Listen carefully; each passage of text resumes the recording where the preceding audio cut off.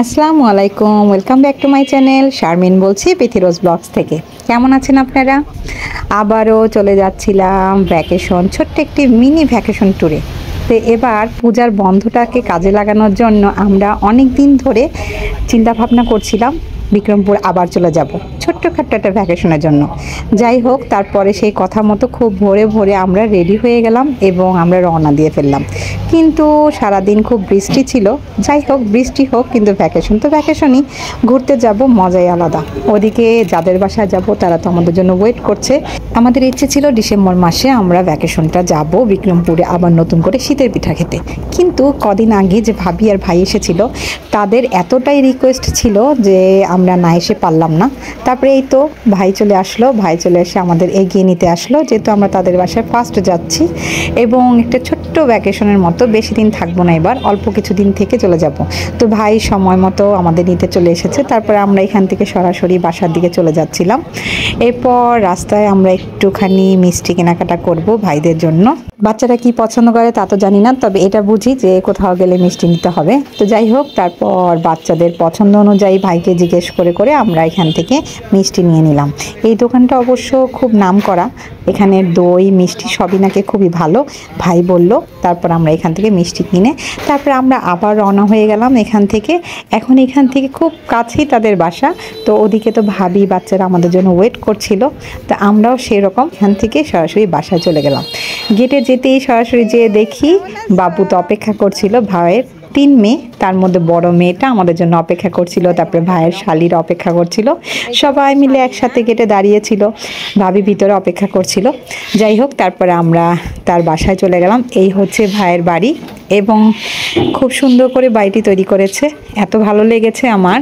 তারপর আমরা সরাসরি, বৃষ্টির জন্য আসলে মনটা খারাপ হয়ে যাচ্ছিল, কারণ বৃষ্টিতে আসলে ঘুরতে গেলে একটুখানি মনটা খারাপ হয়ে যায়, আর গ্রামের বাড়িতে তো আরও বেশি কষ্ট হয়ে যায়। যাই হোক, এরপর সরাসরি আমরা ভিতরে চলে গেলাম এবং ভিতরে গিয়ে দেখি ভাবি রান্না বান্নার কাজে ব্যস্ত। যাই হোক, তারপর অনেক দিন পর ভাবির সাথে দেখা, তারপর ভাবির সাথে কুশল বিনিময় করলাম, কেমন আছে কি। তারপর সবাই মিলে একসাথে বসে একটু গল্প করলাম। এরপর ওই যে বাবুটাকে অনেক দিন ধরে দেখা হয় না, ভিডিও কলে শুধু কথা হয়, তো তারপর ওদের সাথে কথা বলছিলাম। ভাবির মেজো মেয়েটা অবশ্য ছিল না, সে ছিল তার নানির বাড়িতে, বৃষ্টির জন্য আসতে পারছিল না। এরপর বড় মেয়েকে আদর করছিলাম। এরপর আমরা কিছুক্ষণ বসার পরই ওই যে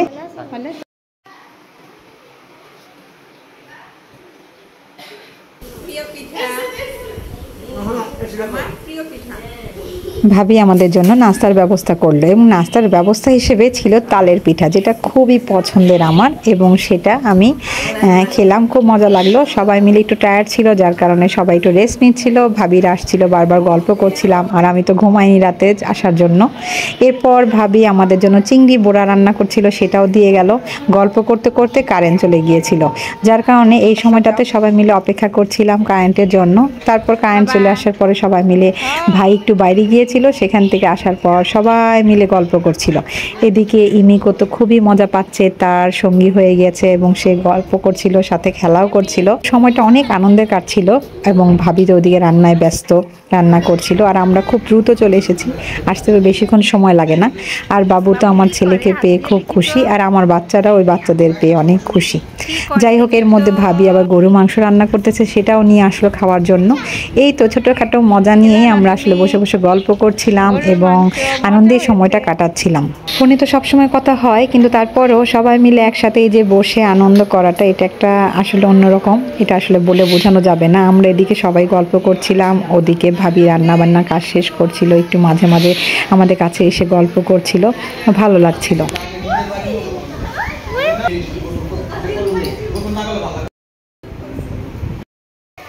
আমি সব এখানে দিন নিয়ে আসতে হতো না। হ্যাঁ, আপনি আগে বলেন এগুলি কি কি রাঁধতেছেন। এটা আছে, ও এটা টিকা বলেন। বললাম তো, ইলিশ মাছ, ডিম, রোস্ট, চিংড়ি মাছ, গরুর মাংস, টিকা। এদিকে এই যে ভাইয়া আমাদের ড্রেস কাপড় চোপড় কোথায় রাখবো সে আলমারির একটা সাইডই মোটামুটি ছেড়ে দিয়েছে আমাদের জন্য। কি পাগল, আমাদের সাথে কি শুরু করছে। ওদিকে ভাবি রান্না বান্না করছে, এদিকে বলতে বলতে ভাবির মেঝো মেয়েটা চলে এসেছে বাবার বাড়ি থেকে তার আরেক বোনের সাথে। তা আমরা তো খুব খুশি, ওকে তো আমরা এখনো দেখিনি কখনো। তারপর আমি ওকে কোলে নিয়ে নিলাম, তারপর অনেকক্ষণ আদর করলাম। ওর সাথে ভিডিও কলে অনেকবার কথা হয়েছে, কিন্তু সামনাসামনি ওকে দেখা হয়নি। কিন্তু ওই বাবু দুইটাকে আমি দেখেছি আমাদের বাসায় যখন গিয়েছিল। যাই হোক, তারপরে আমরা অনেকক্ষণ বসে মজা করছিলাম। এদিকে আমার হাজবেন্ডকে দেখাচ্ছিলাম বাবু এসেছে দেখো, কিন্তু সে তো ফোনে ব্যস্ত, তার তো কথা বলার সময় নেই। যাই হোক, দুই বাবুকে নিয়ে আমাদের সময়টা খুব ভালোই কাটছিল, অনেক মজা করছিলাম আমরা।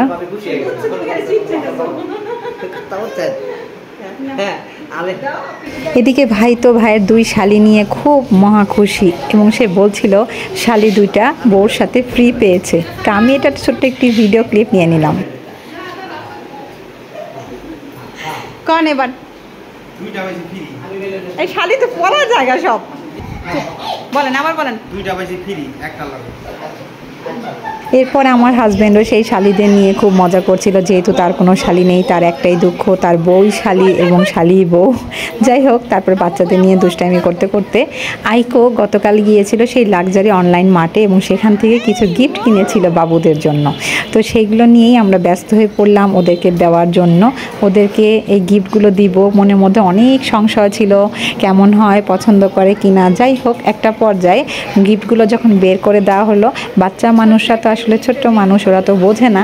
যাই হোক, ছোট ছোট কাকারে আসলে জাস্ট এটা একটা মনের একটাই। আইকো খুব পছন্দ করে করে সিলেক্ট করে গিফটগুলো কিনেছে। তারপর একটু একটু করে সবগুলো গিফট দিয়ে দেওয়া হলো। লাক্সারি থেকে আমরা ছোটো বাবুর জন্য দুটো ক্যারেক্টারে ছোট ছোট ব্যাগ নিয়েছিলাম, যেটা পিঠে দেওয়া হয়। তো দুইটা বাবু খুব মজা করে ব্যাগগুলোকে দেখছিল, এবং তাদের মনে হয় খুব খুশি হয়েছে ব্যাগগুলো পেয়ে, দেখেই বোঝা যাচ্ছে। এরপর বড় মেয়েটাকে ওর জন্য একটি ছোট্ট ঘড়ি এনেছিলাম, ও পছন্দ করেছে ঘড়িটা, ওর খুব ভালো লেগেছে। যাই হোক, তারপর সবগুলো গিফট দেওয়ার পরে ভাবির জন্য ছোট্ট একটি ব্রেসলেট নিয়ে এসেছিলাম, তারও খুব পছন্দ হয়েছে, সে জানিয়েছে। এরপর তো বাচ্চারা সবাই মিলে খেলাধুলা করছে, আমরাও খুব মজা করছিলাম বাচ্চাদের সাথে সাথে। এরপর এই মজা করতে করতে সময় যে কখন চলে যাচ্ছে টেরই পাচ্ছি না। এইদিকে ভাবি রান্নাবান্না সব শেষ করে আমাদের দুপুরে খাওয়ার জন্য বলছিল। তারপর আর কি, ভাবির কথা শুনে তারপর সব কিছু খাবারের আয়োজন করছিল। এদিকে ভাবিকে আমি একটু হেল্প করছিলাম, যেহেতু ভাবি অনেক কষ্ট করছে, এবং সে রান্নার একদম মানে পাকা, সে এত কিছু রান্না করেছে বলার মতো না।